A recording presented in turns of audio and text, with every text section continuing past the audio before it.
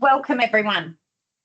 All from apologies. So we have apologies from Councillor Sherman and Councillor Bishton.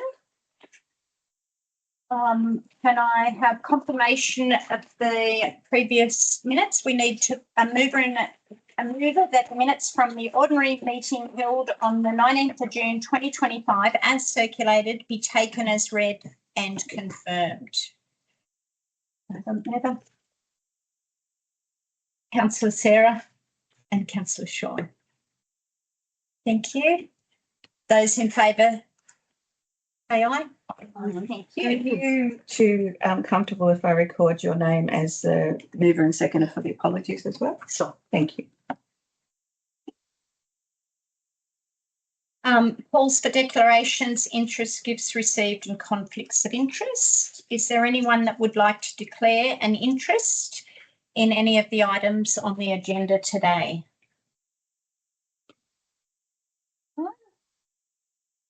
Very good.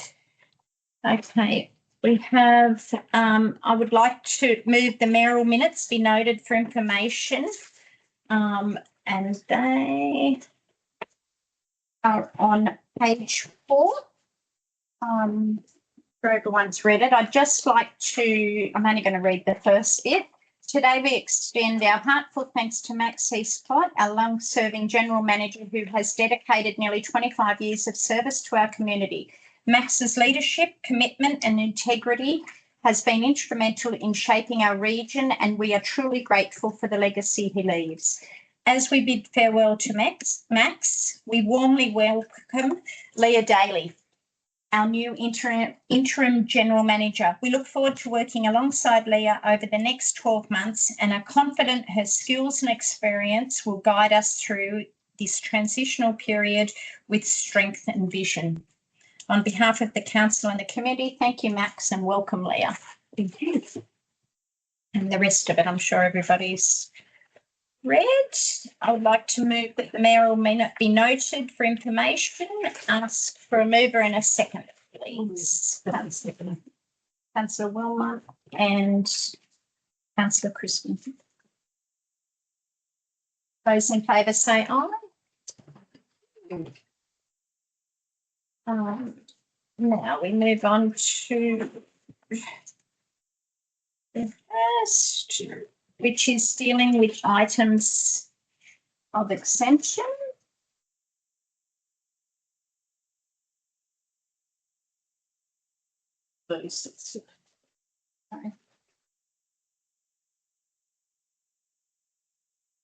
Everybody read that and accept all.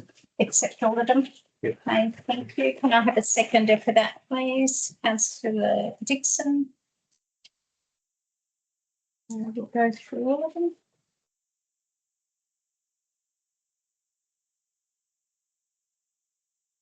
And those in favour say aye. Aye. Thank you.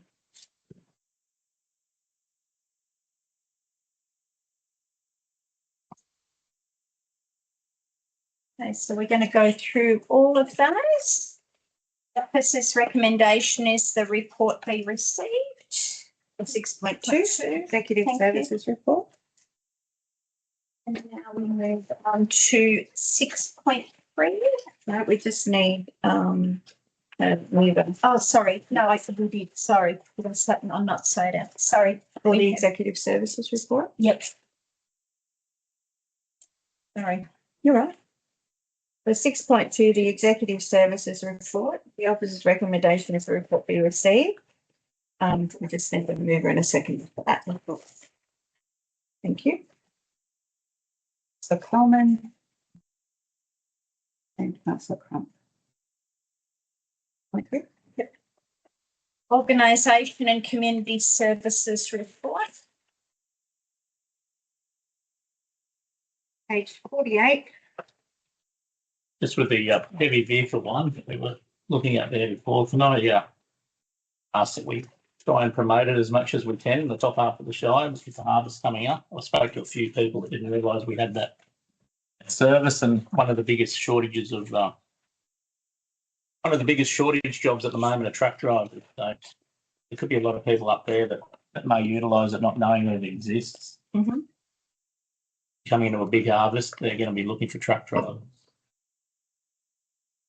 If they get in early enough too, we've still got the funding that you can potentially get that actually funded, because the timing is the issue, that it does take a long time to get all the paperwork done and get the approval to do it. But if people are organised, then Yeah. there's potential for that not to cost. Even on our Facebook page or wherever. It has been put out there quite a number of times, but we can do it again. Yeah. It's sort of well advertised throughout each year, but we'll do it again with harvest coming up. You'll see that our business paper this month is structured as for our old structure, so different people in this room are responsible for different elements of the report. So we will change that to reflect our new directorate structure next meeting. So anybody in this room is happy to answer any questions you might have about any of the areas that come up in the report going forward. Is there any other questions on the organisation community services report? Is that 2.3? Yeah. So page 57, the Gravesend Community Group, cancellation of incorporation. The group's still running and they're just removing the incorporation side of it. Is that what that means?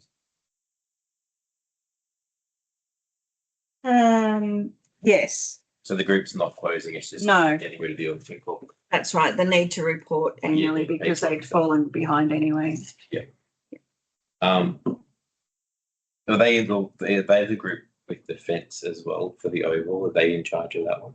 No, that's the Sport and Recreation Okay. Club. The community group is essentially focused around the hall. Right. Yeah. It was once the main, the street sign, road signs, entry signs and entries, but now they're pretty much focused on the old hall and the club. So the group's still going ahead and just getting rid of Yes, the incorporation. yes. They changed members. there. The contact for the community group, Yeah, Fiona Colson. okay, because I saw a grant. Oh, good. I think it's out of Bravo. Okay. Fiona Colson. Okay, any more questions on organisation and community services report? Right. Okay, the officer's recommendation is that the report be received. I have a mover, please. Councillor Wilmot, and a seconder, please. Councillor Crystal. Thank you. So we move on to 6.4.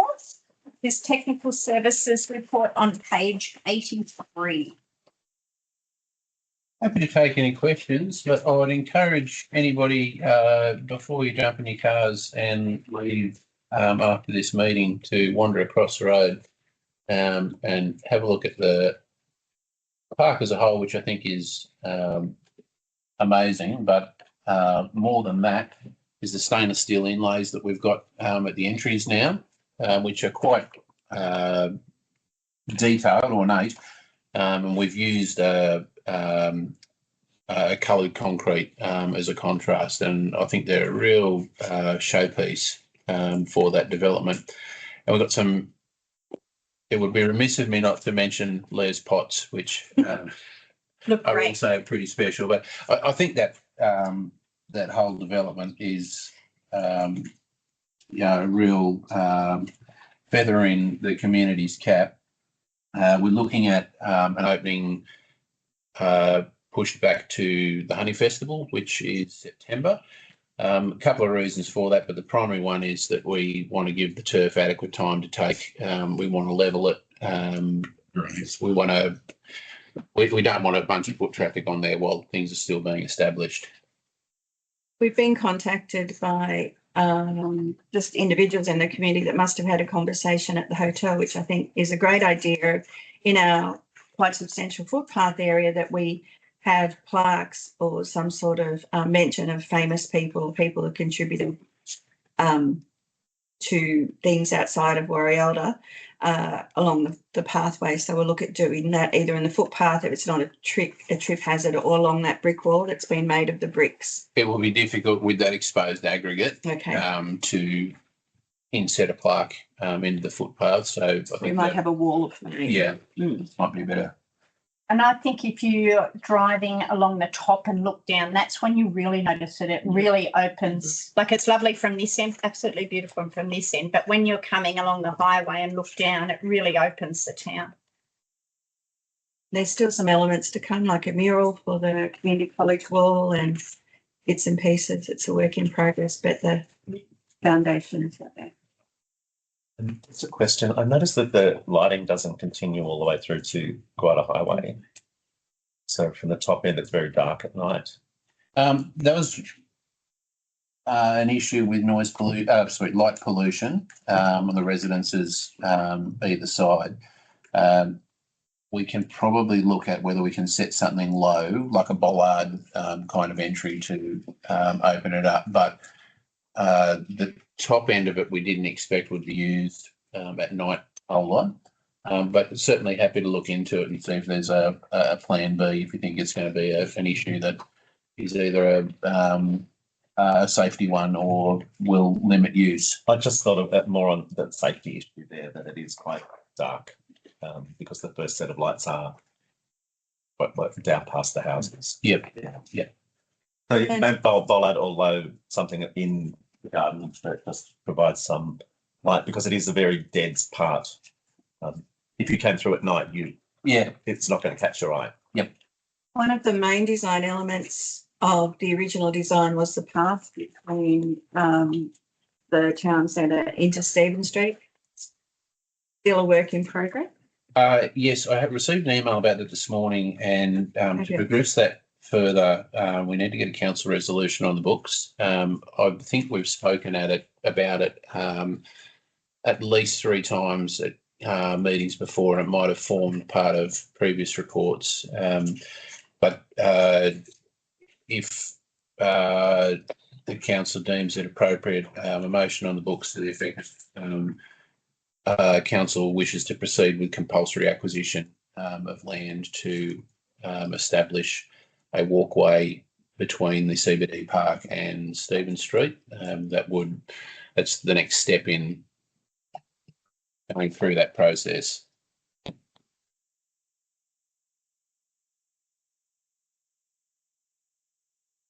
Any more questions? Quick ones. What's heavy patching? Heavy patching, milling of existing pavement, and the incorporation of a binder, usually cement-based, sometimes lime-based, depending on what sort of material you're dealing with. So incorporation of that, recompaction, and a new seal. Basically mixing up what's there, putting it back down, and putting a new seal on it. Sorry. The water, what are the major upgrades required for water in Biro?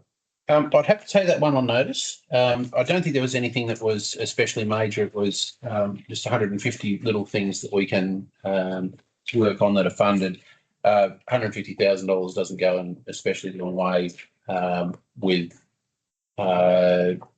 something like a water treatment plant.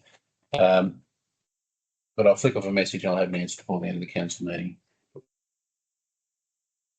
So how does council feel about the resolution that Alex just tabled, which was council wishes to proceed with the compulsory acquisition to provide for a footpath between the town square, CBD Park and Stephen Street? Definitely in favour of that. Yeah, I think it's done. It's the missing link. Certainly Yep. is. So move on. Can I have a mover? Councillor Dixon and Councillor Wilman. Thanks. And that's also moving the recommendation that the report be received. And may I excuse, we've Yep. got Janelle Mack on the phone with more claims. Yes. Thank you. Satellite. I'll ask later when he comes back, but I was going to ask for a bit of a report on that roadworks near the bypass, because I've had more complaints about that than the water, to be honest. It would have been a daily complaint about what's happened up there. Hmm. We might stop for a cup of tea while Alex is out. Alex has had to take the call because we're in court today. And that was our solicitor, so did you want to stop? I can do it when he comes back, but Yeah, or do you want to keep going and we'll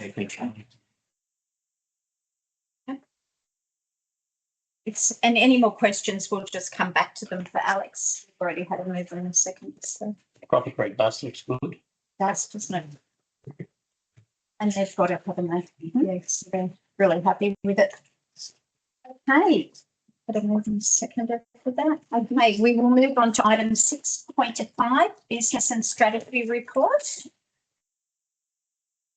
Any questions on this? Happy to take any questions, just a bit of housekeeping from follow-up from the last meeting. We did the microchipping event. We got 17 in Bingo, 4 in Warialda. I'm not sure why there's a big discrepancy there, but I had a fair few no shows too, I think. So, and with the Koala Park with the QR code, I got an email yesterday. Landcare have got their bank account set up now and they're working with their internal IT person to get that QR code put up. So you'll have that at the Koala Park. I see they took a bit of money last month. Any other questions? With the landfills, with the camera system, do they recorded locally? They do go to the cloud. Unfortunately, with the landfill, I've got my ISG guys investigating new CCTV because we've had a few people have gone and broke the cameras again. I thought like that great thing to come up like the receive each other. We did have caught one, yes. One we haven't, because we're more moving from we moved one from Bullerside to I think it was Cropper so that we had extra camera there while we introduced locks. Unfortunately, they broke that one and we didn't catch them. So we need something a bit more robust where we've got cameras looking at cameras so that they are caught because we haven't had too much in the last few weeks, but there's a bit of kept out there. So we're looking at a better solution there. And just an FYI now that the landfills have transferred to Alex and Martin this week, but we're still working on this anyway to get that sorted. The camera got abuse thrown at us. Yeah, people yelling. There's a few yell and scream at the North Star camera. It would be comical, wouldn't it? Yeah, some of them and a bit of abuse made. Can we post it? Well, we had someone pull the gate down it. I think it was called. Yeah, they actually got a chain around it and pulled the gate down. That's been cool. Yeah, so on the Friday they broke the camera. On the Saturday, people had told us that the gate was still there on Saturday. Then on Sunday morning they found that the gate was no longer there. But yeah, we had someone. He was a scavenger from out of town at Cropper, I think it was, and had got the camera and snapped the aerial and threw the pieces everywhere. But we caught him and gone to the police. You're looking for a third. Yeah. People have got little to do, haven't they? Yeah, well, they're collecting the scrap and then they can get in, so they're angry.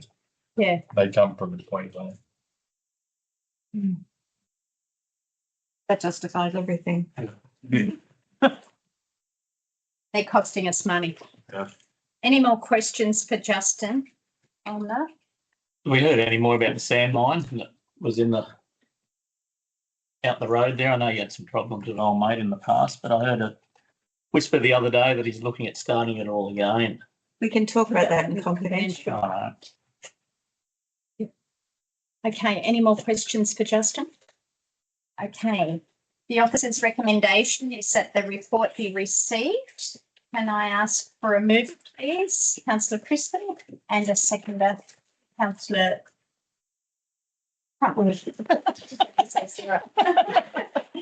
Thank you. Those in favour say aye. Thank you. Now, we might just move back because there was a couple of questions for Alex and we had to leave the room. Oh, I thought I'd got my flight. So, Nick, I was just interested, mate, what the update is with the road near the bypass. Like just saying that was probably one of the biggest. Yeah, it's a fairly high profile failure. We met with Stabilised Pavements Australia via a Teams meeting last week, and They took samples of the material yesterday. We still have not paid for the failed works, and I think in all likelihood, we're not talking weeks away from it being finished. It might be a month into 2 months. They're keen to be paid, obviously, and keen to have the project finished, but they're also keen to, as any contractor would be, put as much of the cost back to council. At present, we're not willing to accept anything because we believe construction methodology to be the cause of the failure. That entire road is constructed out of sandstone, pulled out of the same pit that the first section of the bypass is constructed on, out of, and we had no issues with it. It is my feeling that it was just as any contractor would do, wanted to get in and out as quickly as possible, didn't give the road adequate time to bake, for the cement to go off, for it to dry out, get a bit of sunlight. The steel went on too quickly, and that's the root cause. We are meeting again next Thursday after they've had an opportunity to review their geotechnical testing, and we're hopeful that at that meeting they'll have a proposed remediation methodology. And I suspect there might be a little bit of argy-bargy that takes place after that. But you reviews them before, haven't you? That same. We have, Yeah. and in fairness to the company, they are the industry leaders. Yeah. They're not a fly-by-night. They've been around forever, and they really know what they're doing. We just had a bad experience with this particular project. Up to 3 miles, fine. It's all down the bottom, Yeah. around the corner. There is a slight change in material. It goes from a clay sandstone to a more non-plastic sandy sandstone, and it requires a different methodology to work it. Given that our staff have no problem working with it, I'd expect some of the best contractors in the country shouldn't have any issues either.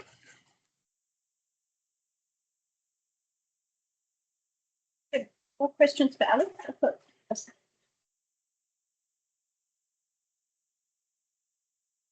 We've already let them second that, so we'll carry on. Okay, we'll move on to item 6.6, which is council's investment report on page 117, and we have Helen Thomas to take questions on that. As you see, the rates collection is the highest it's been at the end of the financial year for the last 3 years, which is awesome to see that the community are getting in and doing the right thing where they can. Other than that, I think we're in the process of doing our end of year financial process, so the next few months will be very busy. Auditors will be here mid-September to do the audit. And hopefully we'll get submitted easily on time like we did last year. Still waiting on any money to come in from those road grants or What? road grants that we had. We were waiting. Not super outstanding that we were expecting, and let us, we didn't get it from them. The financial assistance grant money did come in. I think it was 80% again this year that we got early, but there was no speak of that until the week of the last week in the financial year. So I thought this year might be the year they don't do it and we get it all in the year that it belongs. But once again, there's the potential that the end of this financial year we won't have that financial assistance money come in early. So we've always got to be prepared for that. But yeah, You're happy with everything.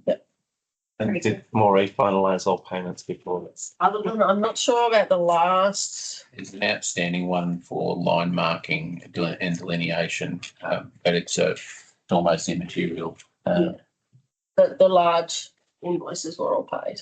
Yes. Very good. Any more questions for Helen? In terms of rates, the latest notice just went out, obviously. Yep. Fair bit of feedback from Warrior the Rail in particularly. Yep.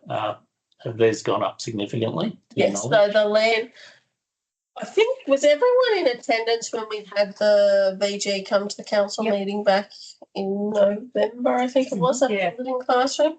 So I've got the fact sheets. Leah and I are going to work on a post to go out on Facebook this afternoon to let people know why there's been such a, it's the land values are what's created the issue. And in Warialda Rail, one property that I've done a test on, it's actually tripled in value due to the sales that have happened in Warialda Rail. So that's why there's been a big jump. But overall in Guida, we've gone up 24% in land values from 2022. So the message that we're going to put out there is that IPART have only allowed council to increase 4.2%. And because of the shift in the land values, that's why people will describe it as a high, I suppose, and that's why Warialda Rail is paying more because their land values have increased. You might remember we were all quite surprised that day when the VG representative said how much Warialda Rail had gone up, but we'll also communicate to our ratepayers that it is their valuation that's causing the grief and they can appeal. Well, I explained to my knowledge it was land values, and that's Yes. Yeah. probably been about 5 people, I suppose, in the last 24 hours after they've got their rate notice. And I think those that are in Warialda will find their rates have gone up by only a very, very small amount. But that does mean other places have gone up. If yours haven't gone up by 4.2%, others will have gone up by more than that. Yeah. It was the smaller villages, their values went up a lot more than everybody else. Yeah, because people are moving, and that was explained in that workshop we had with them, that people are they want all this high money for their land when they go to sell it, but this is what the consequences are. So in 2024, there's 105 residential sales in Wida and 61 rural sales. So that's a lot of data, and a lot of those places are probably places that haven't sold in a long time. So what was on the books for their value after being sold for, big amounts of money has seen a big increase. So some good real estate agents around the place. I think so. That's what, remember they spoke about that property on the Cobbiter Road that had gone sky high and put that up way down there. Yeah. So we will try to communicate what is an incredibly complex thing in a way that our community will understand, but we'll also let them know that it might be exciting when they get their Value General's letter to say how much their land rates have gone up, but the implications on their annual rating invoice are not so exciting. It's hard to explain to them. It's not our fault that Yes, the land yes. values have gone up. Yes. It's beyond our control. But I think it's important to push the message to the community is that if they have got angst with the value and they think it's unreasonable, they need to lodge with the VG. Like the more people that lodge, the bigger furore they cause, the more likely they are to go, right, well, we need to actually have another look at this, and maybe we have overestimated the actual value of because it's unimproved land value. It's not, doesn't matter how grand the house is on it. It's the land. It's the land and itself. the fact they don't get water or anything like that. Yeah. I think that it's just as important to convey that if somebody's seen a tripling in their rates, council has not seen a tripling in our rates revenue. Yes. We've only got an extra 4 and a bit %. In previous years, that's been as low as 0.7%, and it's essentially designed to keep up with inflation. So our bucket doesn't really get any bigger. No. Can I suggest that we do a letter drop to Warialda Rail in regards to conveying this information and the avenues they have to appeal if they wish to appeal? Yep. I don't know what other villages, I haven't heard from any other villages, but that's the one I've heard a lot from. No, yeah, I had a rail resident this morning. Sorry. I had a rail resident this morning, but he seemed very across why it had increased. Yeah. He was part of the men's gathering this morning when I walked past. Yeah. And it's hard because they want their land value to go up. It's a positive and a negative, really. Is Yeah, it is. Yeah. Yeah. It is, because now everyone's moving to these villages from outside and purchasing land or houses or building whatever, which is positive for the communities because it's bringing more people in. But then, I just think it's proactive on our part doing that, it's showing us not beyond our control that it's happening. Yes. And it's not because we're in financial difficulties, it's because, And like Alex said, it doesn't mean our revenue goes. no. It's a good idea to do a letterbox job. Actually, what we might do, and we were talking about earlier this morning, we might do a letter, we might send a letter out to all of our ratepayers to explain the whole process. There may be pockets that we haven't heard from yet, so. And there are rural lands as well that in different areas will see significant increases. I haven't had any complaints yet, but if you're out of town, you don't get the mail as often, so they may not have got their letters yet. Is that something, are you happy with that? Oh, for sure, yeah. I think that's a great idea. Yeah. And we will try to express it. It's not our fault. Okay, the officer's recommendation is that the June 2025 monthly investment and rates collection report be received. Could I have a mover, please? Councillor Crispin and a seconder, please. Councillor Dixon. Thank you. Those in favour say aye. Aye. Carried. Okay, we move on to item 6.7 on page 120. Draft services report. Yeah, so as a part of the OLG's requirements, and it also forms a part of the IPNR documentation every year, council now has to commit to doing a service review on a function. How do you define a service is up to the council, but on a function of council, last year it was stores and what was the other one? Parking guard. This year it's section 355 committees. We outline which ones we're going to do for the next 4 years. This year was that because there's particular risk exposure with having section 355 committees that we think is important to address. They are essentially an extension of council, so we have the same risks with volunteers and people at council that they've got to follow the same procedures, the same code of conduct. We're liable for them, and the big takeaway message is that most of these committees form generally because they want the protection of council through their insurance. There hasn't been a lot of oversight in the past of the section 355 committees, and it probably needs to be addressed. There's 19 recommendations there that would be tabled. They are recommendations. It's not something we definitely have to do, but there are obviously regulation rules that we need to follow.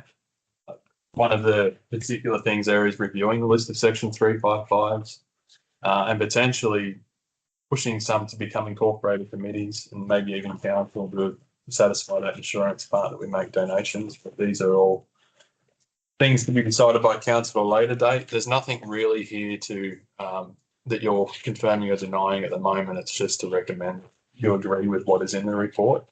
It has gone to ARIC earlier this month, I think it was this month, and they there was nothing to comment there, nothing of concern there. Any questions? Committees. Yes. Oh, and I've also put in another recommendation there, and I didn't explain it, that we add procurement as a service review this year. So in our delivery plan, it outlines what are doing for the next 4 years. I didn't put procurement in there. It was a recommendation from the stores, one thing to be done for procurement, but that wasn't one of our pressing areas. But I've just got a grant to have a third party come in and do our procurement for us. So the recommendation is to add procurement for this financial year as one of our service reviews. Very good. Most of them receive money from us, don't they? So maybe we should be more stringent in reporting how they're spending their money. Well, their money is our money. That's what I mean, yeah. I mean, they're spending it though. Yeah. We're giving it to them. I mean, it's pretty damning, some of these findings. Any more questions?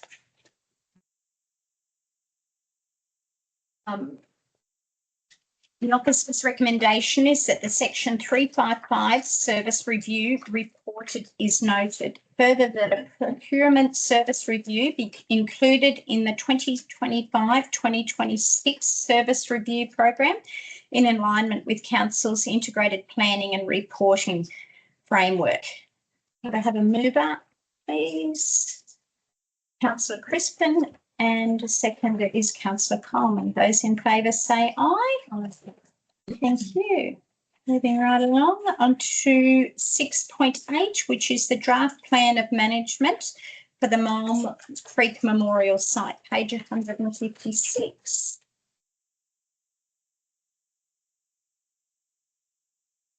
Any questions on this?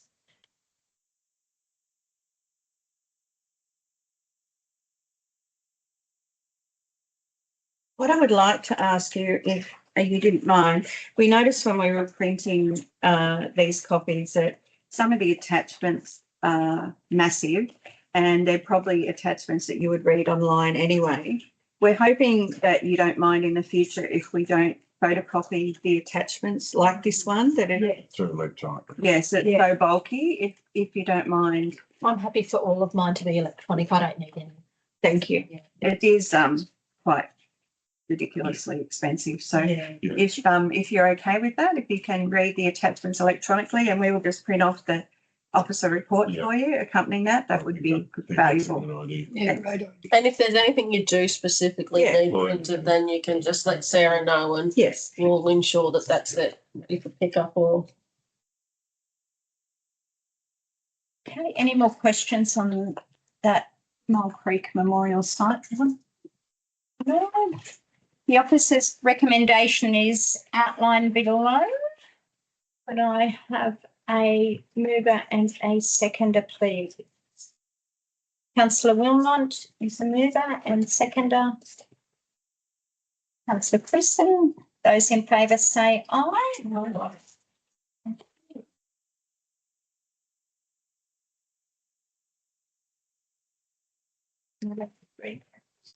That was it. That's one. Okay, could we move on to 6.11?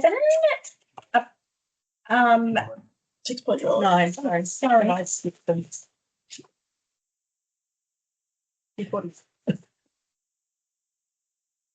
Council We're meeting. moving on to 6.9, which is council meeting process. Had a call from Councillor Wilmot on this, requesting that we stay the same at the moment. Other than that, I haven't heard anything else. Is there any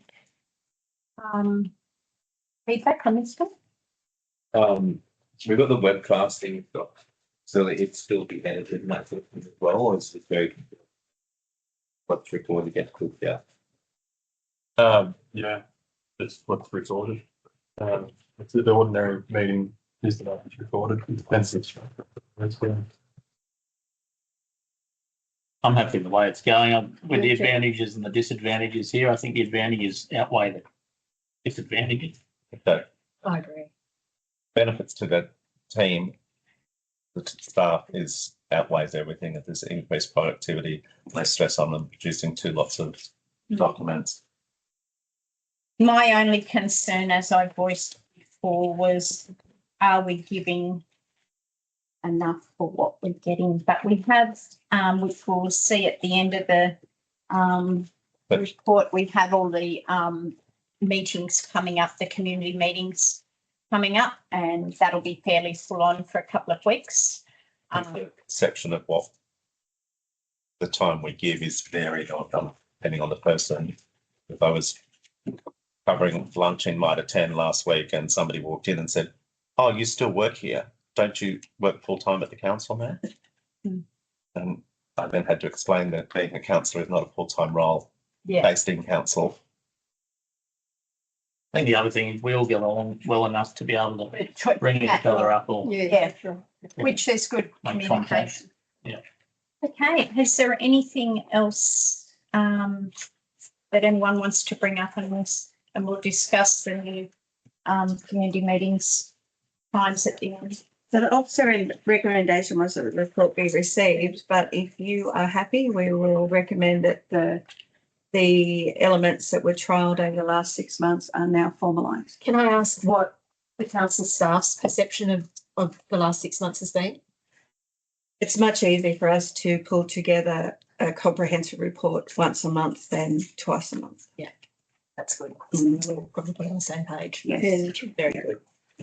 I think we can probably use the items by exception a bit better if you want. If there's some things that are just run of the mill things you're happy with, that would expedite the meetings.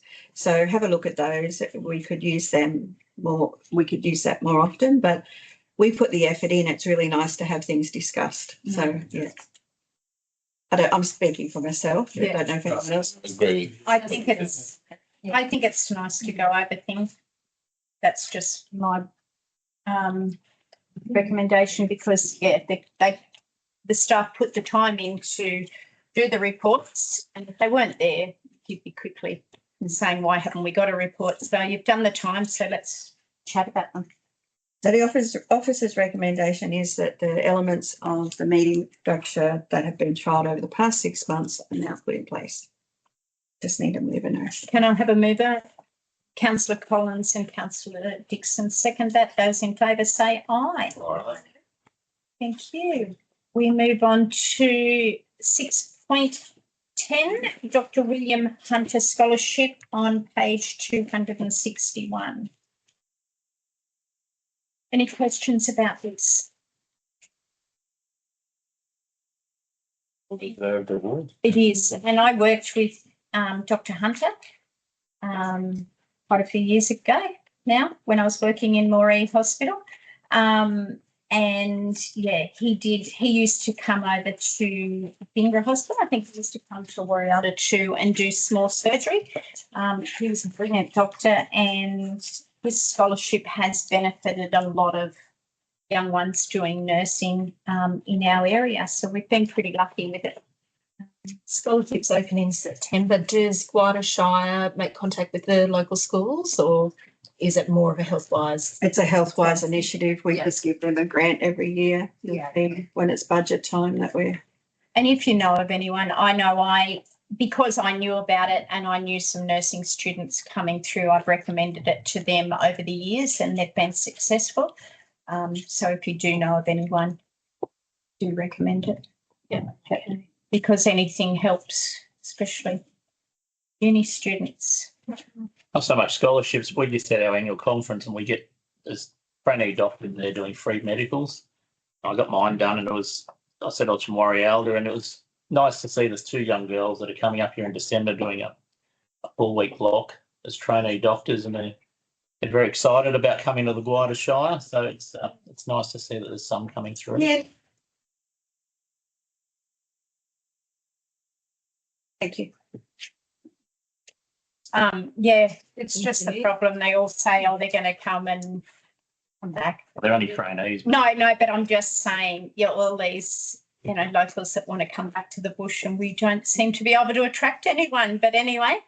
Sarah's just handing out an item for the confidential meeting for discussion. Just wanted to make you aware.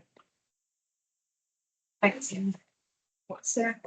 Okay, can I just have a mover and a seconder for that, please? Or the officer's recommendation is that report be received, and could I have a mover, Councillor Crump and Councillor Dixon second it? Those in favour say aye. Thank you. Now we move on to 6.11 on page 264, proposed 3,000 head beef cattle feedlot. And you would have got an update on this last night as well by email. Did you not see me all right on that scope? I don't know, mental impacts. Yeah, No, I didn't. so they had the right of reply. We hadn't received it before I tabled this, and so I just sent that through last night.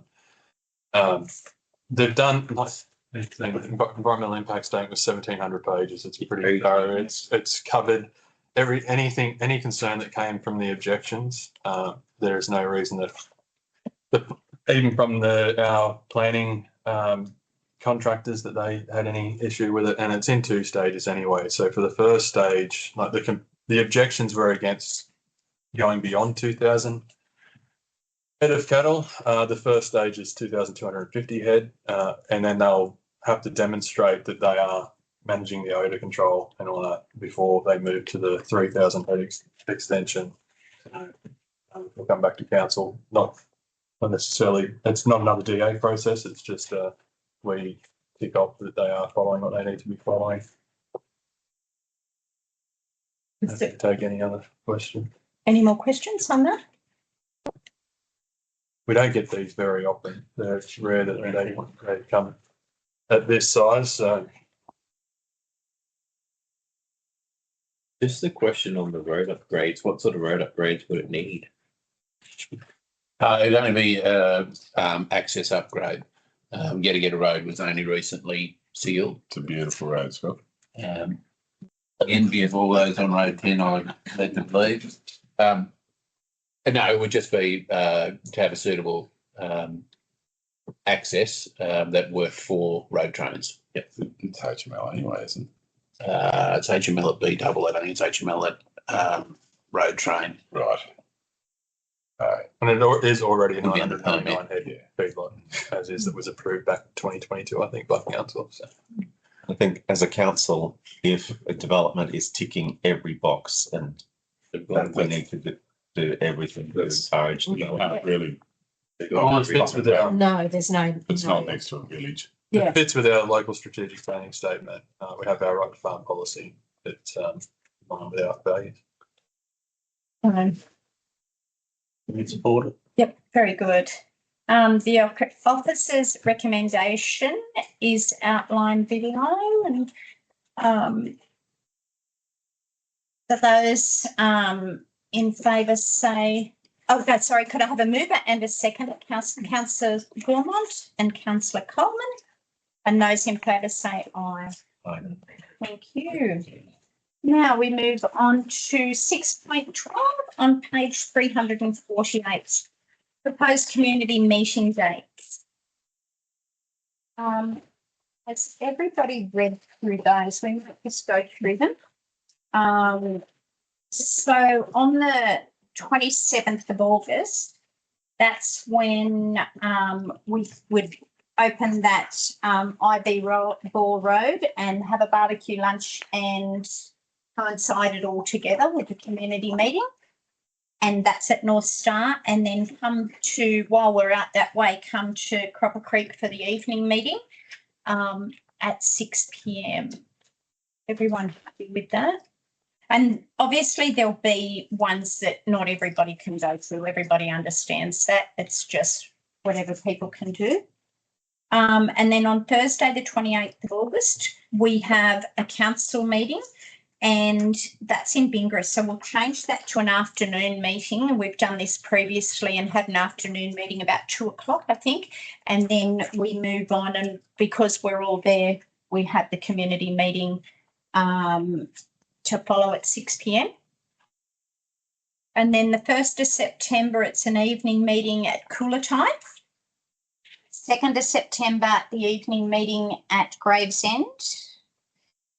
The 3rd of September, we'll go out to Upper Horton for an evening meeting. And then on the Thursday, 11th of September, we will bring the meeting, the Warialda meeting forward. The council meeting that was to be held in Warialda at the end of the month, we'll bring that forward and have an afternoon meeting here at 2 o'clock, and then we'll follow on with the community meeting at 6 p.m.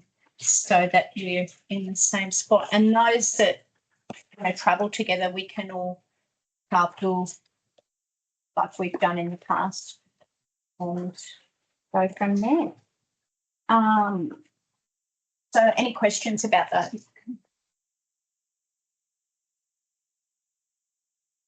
Okay, the officer. Sorry, it's Sorry. what time will the council meeting start? 2. 2. Oh, that's what we've done Mhm. previously. So 2 o'clock, does that suit? And then have the council meeting and then move on to the other meetings.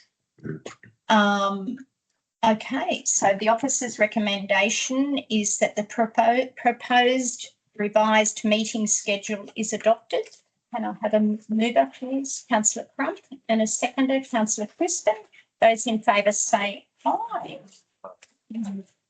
Very good. Now we move on to councillors' reports before we go into confidential. So we'll go around the room. Councillor Coleman. No, there's nothing really ongoing. No. Target to the side. That's been dealt with. And just, I got a question about the northern side of North Star, the 3Ks, even to Gunnery, a bit of section of road there. That is likely to be addressed this financial year. We're going through our regional roads bucket is going to be split between the Warrior Road around Coolatai where there's blowouts galore, and that northern section of North Star. They're both similarly poor condition. And the causeways, I've been asked about those and they're trying to deal with those. So the one near Blue Knobby Road on the North Star Road that has been causing the most concern. It's had the centre of it cut out and a pipe laid in it this week. We're trying to lock in an asphalt contractor to do an overlay on that in the next week. Good stage. Mr. Crump. I do have a few things. Just firstly, I'd like to acknowledge the Special Events Committee, Bingra Show Society and Bingra Central School on a fantastic orange picking day and Orange Festival. It was a great weekend, well planned and exceptionally delivered. But I'd also like to take the opportunity to praise the Parks and Gardens team. They have meticulous care of the orange trees. They've taken care of them throughout the year, and the swift pruning following the festival was really good, and a lot of people have been talking about it. So I just wanted to give a shout out to them as well. I'd also like to say how impressed I was with the Willoughby and Bingra exchange teenagers. Excuse me. They were very well behaved. They were respectful and so enthusiastic throughout the weekend. The experience of an exchange builds tremendous confidence, and it's a credit to both Guarda and Willoughby councils for keeping up the tradition. I am going to get on my high horse a little bit here. I attended the Australian Local Government Association conference in Canberra in June, along with many others in the room. While I found the conference interesting and beneficial, I walked away frustrated that one of the motions Guarda Shire put forward at the conference was rejected.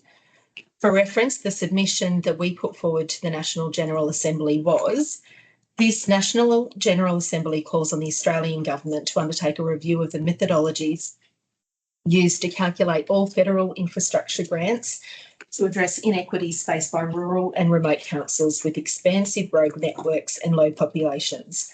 Further, the federal government places greater importance on agricultural productivity of surrounding land when establishing revised methodologies. The response that we received from ALGA was, the motion in question proposes changes to the formula used for grant allocation, which would advantage some councils to the detriment of others. Therefore, based on the published criteria, it is ineligible for consideration at the National General Assembly. My frustration was a motion was put forward by another council, which was a call for extra funding exclusively for cities in regards to tourism, events and mitigating climate change.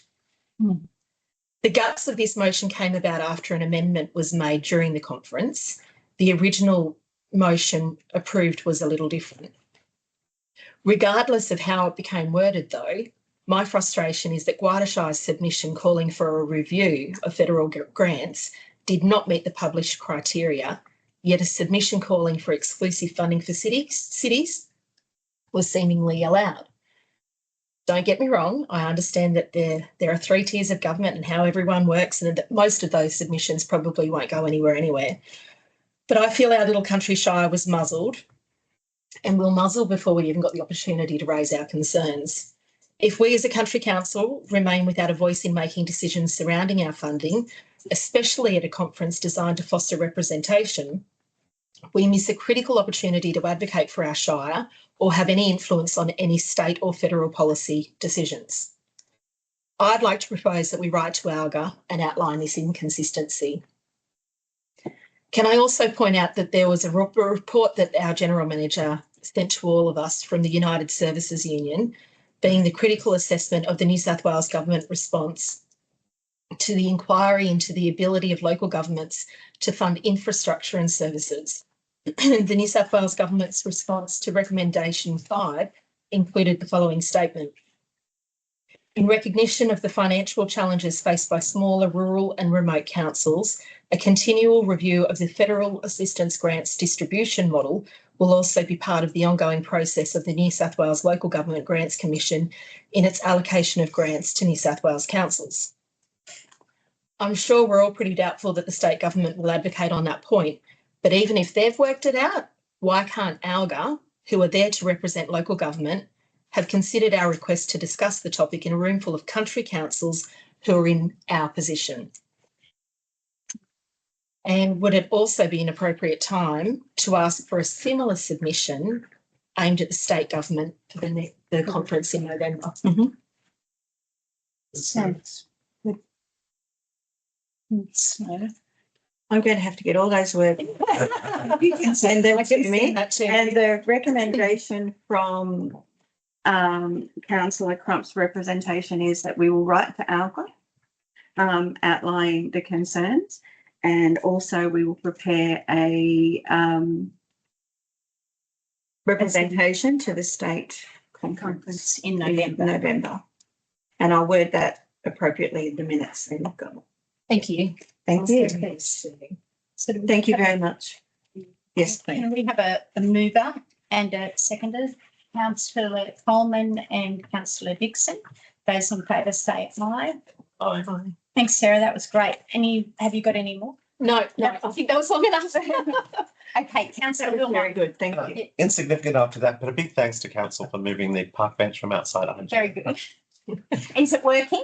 We've gone from hundreds of cigarette butts to less than a handful. So last Sunday when Chamber of Commerce did a CBD cleanup, and I did the footpath, I think I had less than 5 cigarette butts across the entire frontage of IGA and Mitre 10, which that would have been a lot more Yeah. in the past, like seriously hundreds of cigarette butts. So that simple move of that park bench is great. And I've actually seen people sitting on the park bench looking at our beautiful courthouse, Very good. out of their caravan onto the park bench, which is why people ask me why the park bench looks at the courthouse. And I said, I'd rather look at the courthouse than the return and earn machines. Yeah. Very good. So I think that one simple thing has improved the look of Stephen Street dramatically. Yeah. Very good news. Anything else? I did have one, and it's again. Do you want to use that in confidential? I'd rather do it in Yep, that's confidential. fine. Yeah, We'll have because then I councillor can report. mention the names. Yep, we'll have councillor reports in confidential. Councillor Crispin. Just had a request from a bus company to review the safety of bus stops in the Yeah. Shire, just marking them out a bit better. That's Yeah, gone through, yeah. Carl's getting on to putting paint on the road. that's just From- becoming a bit of a safety concern. I understand what might have sparked this was the Facebook post where there was a truck parked in the coach bus bay.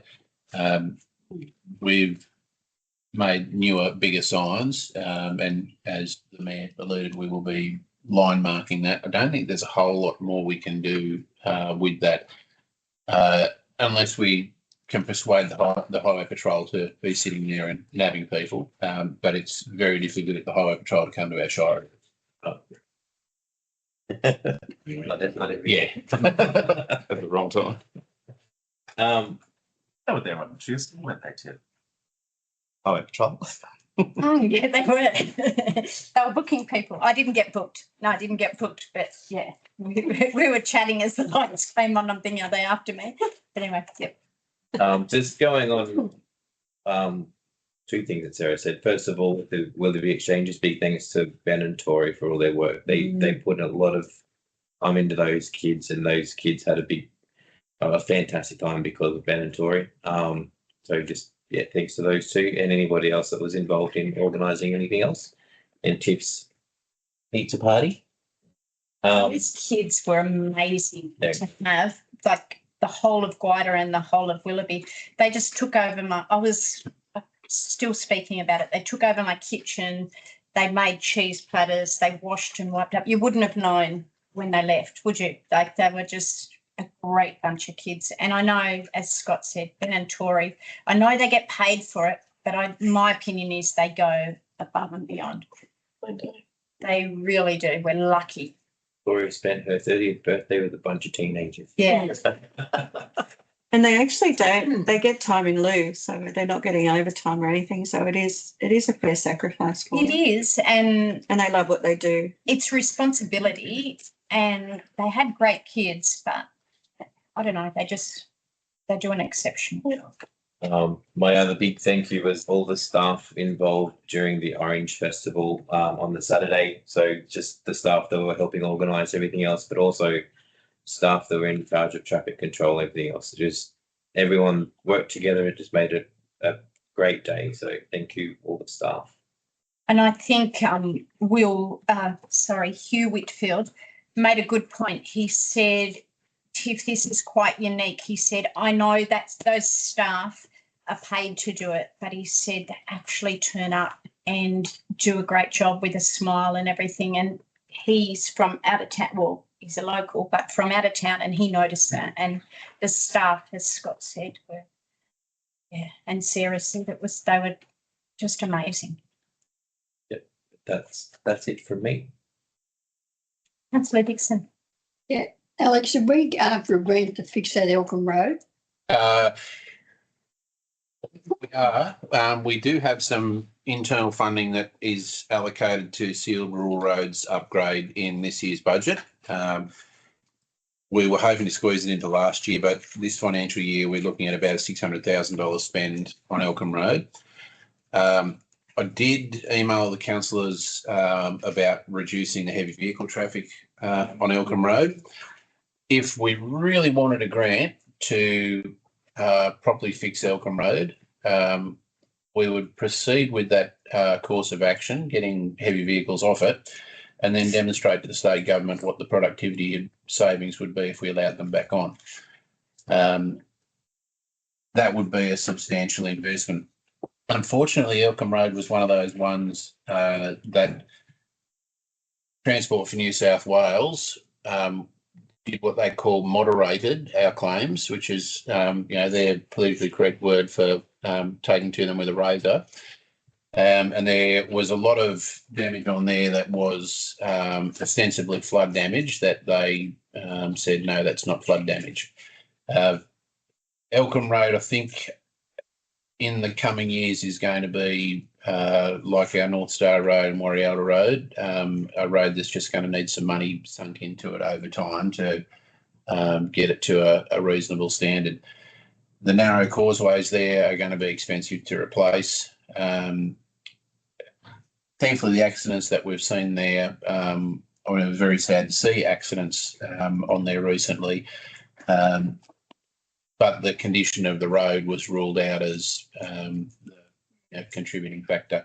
So the short answer is yes, we have some money this year for Elkham Road, and it'll be something we just keep picking away at over the next few years.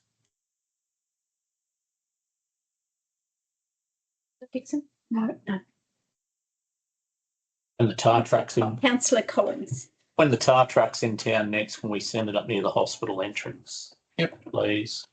A few potholes up there, a few people concerned about. The slab down near the slab, general clean up, I suppose, bit of maintenance on the approaches on each side. I know we've had some big creeks. It's washed away a lot of soil and bits and pieces. And You're talking about the erosion sort of either side of it?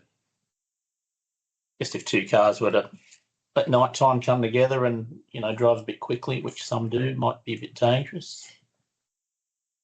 That really requires something better than a Band-Aid, which is why it hasn't been done to date. We probably need to blow $60,000-80,000 there doing some proper rock armoured concrete drains that are going to survive frequent inundation.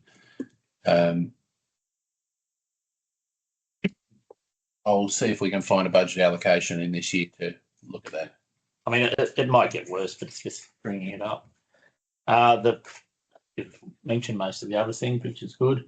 There's more positive comments than negative comments at the moment, so that's great. A lot of people saying positive things, which I think reflects all the work that's being done and what's trying to being achieved. The tobacco shop had a raid in Warrigalda, that's general news. They've already restocked. But When you say have a raid, was it in daylight or at night or? It's Friday daytime. Yeah, I saw it. Oh.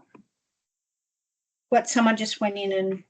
Police. New South Wales Police now have. Oh, so it was the police? Yeah, it was. Oh. Yeah. Yeah, they weren't robbed. No, they weren't robbed. I thought you meant they were robbed, sorry. No. New South Wales Police from the 1st of July have an additional power. Yeah. It's just called a retail search, and they're not required to have a search warrant for that. So they can walk into any business and ask to inspect what they're selling. So they can walk into my shop, they can walk into the news agency, they can walk into the bakery. And if they're selling anything that's illegal, they can then confiscate all illegal products in store without a warrant. And that's what they did, and that's what they're going to keep doing. Still a health responsibility, Department of Health, that the police receive enough complaints about it. They're going to keep acting on it, I think. So that's good. The only other thing with the parking spaces near the chemist, in terms of painting those, that we were going to do when the pedestrian crossings were done. And it wasn't done. No. We're waiting for, About disability parking or just mark? Just Just line marking. 5 minutes, yeah. It's so they don't just park, take up 2 parks instead of 1. Mhm. Bit like the P plater out here. She's taken up 2. She's parked, well, he parked right in the middle of the park. You got a stick in it. But then think of the IGA car park.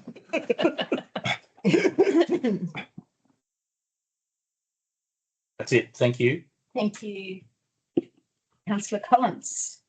Okay, so no more questions. We're going to confidential committee of the whole confidential items. It is recommended that council resolve into the committee of the whole with the press and public excluded to allow consideration of the listed items as provided for under section 10A2 of the Local Government Act 1993 on the grounds that the report contains personal matters concerning particular individuals other than a mover and a seconder will go into councillor Crum and councillor Coleman. Those in favour say aye. Thank you. Madam Mayor and Council, I have some recommendations from the Committee of the Whole, and they include with regard to 8.1, the confidential organisation and community service report, that the officer recommendation is that the resolution is that the report be received. Item 8.2, tender for scrap ferrous metal, NRIW waste facilities. Resolved that the council accepts the tender submitted by Sims Metal Management for the collection and purchase of scrap ferrous metal from NIRW facilities for an initial 2-year period commencing 1st of August 2025, with the option for 2 12-month extensions subject to satisfactory performance. Further, that council notifies both successful and unsuccessful tenderers in accordance with council policy. Item 8.3, proposal for co-funding of demountable accommodation units at North Star Caravan Park. Resolved that council notes the proposal submitted by Mr. Simon Doolan and Mr. James Huncastle for a 50-50 co-contribution towards the purchase and installation of demountable accommodation at North Star Caravan Park, and supports in principle the preparation of an application to the Crown Reserves Improvement Fund to assist with project funding, subject to the receipt of further planning, advice and the provision of detailed quotations for site-specific works not included in the base cost, including transport, utility connections and any civil works required to support the installation. That's it from the confidential meeting. Okay, so now declare the meeting closed. And we next meet in Bingara on the 11th. No, that's September, but August will go first. You like to write off August already. Tomorrow. We meet on the 28th of August in Bingara, and that's the afternoon meeting following by the community meeting, but we'll have community meetings in North Star the day before for the opening of the walk. Thank you, everyone.